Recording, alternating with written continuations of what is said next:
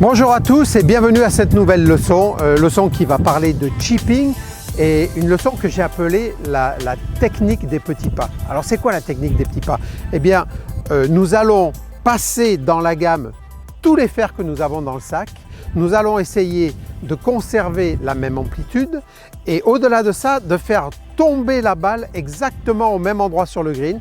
Et bien évidemment, suivant que je tape mon sand wedge ou que je tape un fer 6 ou un fer 5, eh bien, on va voir quelle va être la réaction de la balle. Alors, on le sait, le chipping, c'est quelque chose qui peut être très simple, mais qui aussi, de temps en temps, peut être très anxiogène. On se prend beaucoup la tête. Pourquoi? C'est une petite amplitude, très similaire au putting, et on se focalise un tout petit peu trop sur la technique, alors qu'il faudrait davantage le chercher dans le ressenti, dans la sensation de l'image que l'on veut avoir par rapport à la trajectoire de cette balle, et ensuite d'essayer de le restituer. Mais bien évidemment, pour ça, il faut avoir un minimum, je vais dire au-delà de l'entraînement, mais savoir comment la balle réagit sur ce club et qu'est-ce qu'on va attendre. Quand je vois une multitude d'amateurs qui sont au bord du green comme ceci et ils me sortent systématiquement le sand wedge alors que le drapeau est 15 mètres devant eux et que effectivement le green est à 2 mètres, je me dis, et je leur dis d'ailleurs, ce n'est pas forcément le coup. Alors,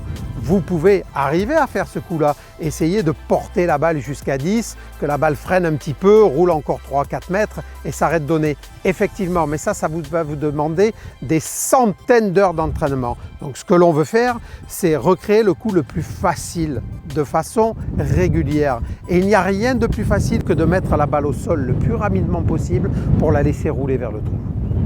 Alors le chipping et la technique des petits pas. La technique des petits pas, je vais vous l'expliquer tout de suite. C'est quoi? Eh bien, c'est essayer de calibrer tous les clubs qu'on a dans le sac, tous les clubs dont on se sert pour chipper. Alors, on va peut-être pas forcément aujourd'hui tenter de faire 3, parce que ça, c'est des conditions particulières. Si vous jouez un links, si le drapeau est à 50 mètres au fond du green et que vous vous dites, bon, je ne peux pas forcément jouer mon putter ou j'ai pas envie de jouer mon sand wedge, vous pouvez également le faire. Mais ce qui est sûr, c'est que du sand wedge au fer 6, nous allons apprendre à calibrer les coups. C'est-à-dire que sur un swing standard, répétitif, à la même amplitude, avec la même intensité, eh bien, on va voir où la balle tombe, du moins on va définir l'endroit où on veut que la balle tombe, et avec le sand wedge, une fois que cette balle sera tombée, on va regarder combien de mètres la balle a roulé, et puis on va faire la même chose avec le pitching wedge, et on va faire la même chose avec le fer 9. Et vous savez quoi?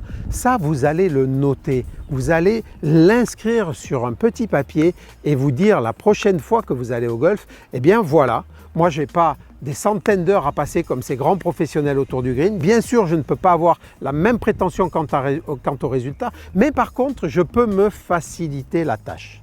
Et nous allons dans un deuxième temps aussi essayer de bien analyser la situation qui se présente à nous. Pourquoi? Parce que une fois que vous allez avoir cette technique des petits pas, une fois que vous allez avoir calibré vos distances, il est bien évident que si j'ai un coup, je vous prends un exemple, si j'ai un coup où le drapeau est à 15 mètres de moi, j'ai 13 mètres de green et je suis à 2 mètres de l'avant-green. Admettons que je ne puisse pas putter parce qu'il y a une petite frange de rough ou quelque chose entre ma balle et le début du green. Eh bien, je vais choisir un club qui me rend la tâche le plus facile. Et c'est quoi ce club-là? Eh bien, c'est le club qui va tomber le plus vite possible sur le green et qui va rouler vers le trou. Pourquoi rouler? Parce qu'il est beaucoup plus facile de contrôler une balle sur le sol que de contrôler une balle en l'air. Et à partir de là, eh bien, vous pourrez bénéficier pleinement des avantages de cette théorie, de cette technique des petits pas. Alors, évidemment, je vous invite à me rejoindre si vous voulez en apprendre un petit peu plus et à cliquer sur le bouton qui est juste en dessous.